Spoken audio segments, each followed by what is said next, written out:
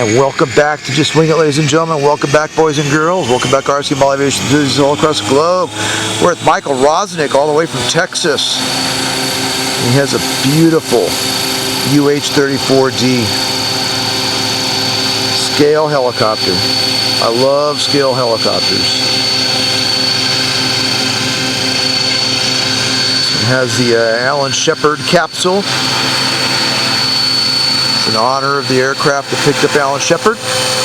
There you go. And we're flying. We're flying. This is at the tail end of the period known as the right stuff, at least what Thomas Wolfe captured in his book and of course the movie. So these are those first pioneers, and it was early helicopters such as this, a piston-powered helicopter, the Sikorsky. There was a CH-34, UH-34, depending upon what designation. The Army called them the Choctaw. There was also a Seahorse in the Marine version. There was a Seabat in the Navy.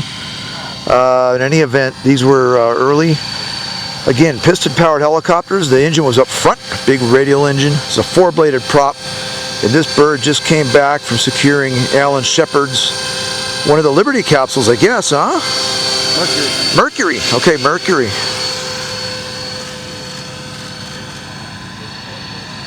But I guess the call signs were either Liberty or Friendship or something like that. But okay, so I'm not too far off.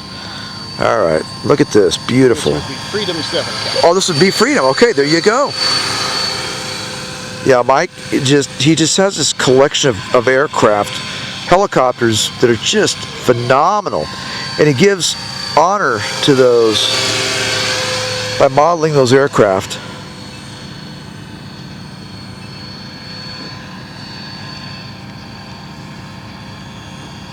Although I don't think they would have been flying that fast, though.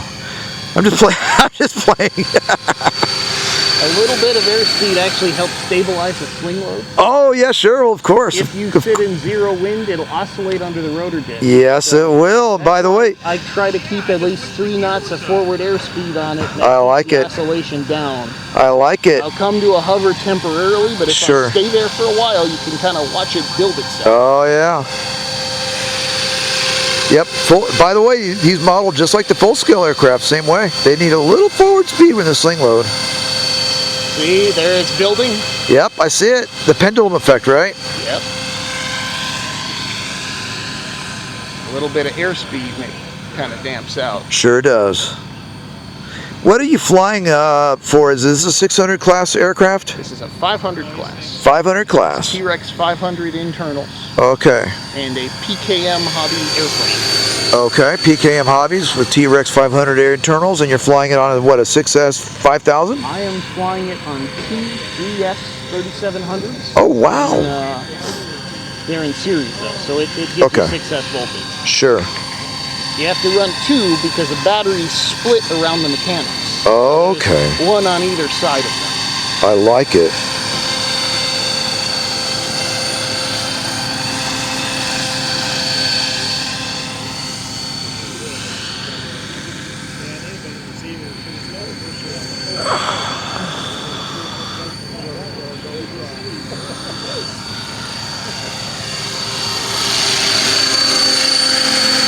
That's just beautiful.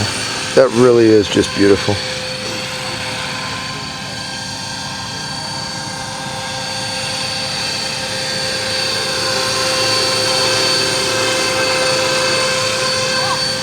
Funny thing is, in order to hook the real capsule when they had it down in the water, the crewman had a big pole. Oh, really? Stick this long pole out the window to hook the cable into the top of the capsule. Really? Okay. Okay. All right, here's my 30-second marker. So we're going to leave the capsule behind. All right. And then we're going to land the helicopter separately. So. All right. Capsule successfully released.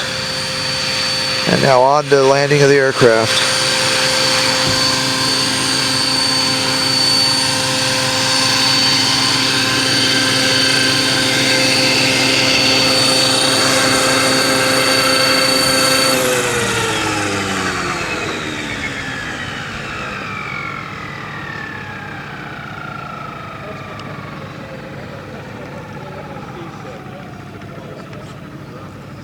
Beautiful, Mike. Good job, brother. Good job. Michael Roznick with his beautiful Sikorsky UH-34. Outstanding. Thank you, my friend. All right, much more to come. Thanks for tuning in. Thanks for watching. Cheers. All the best for this weekend. We are in St. George, Utah, while the crowd builds on a Friday. John Morgan Electric Fun Fly. Cheers, everybody.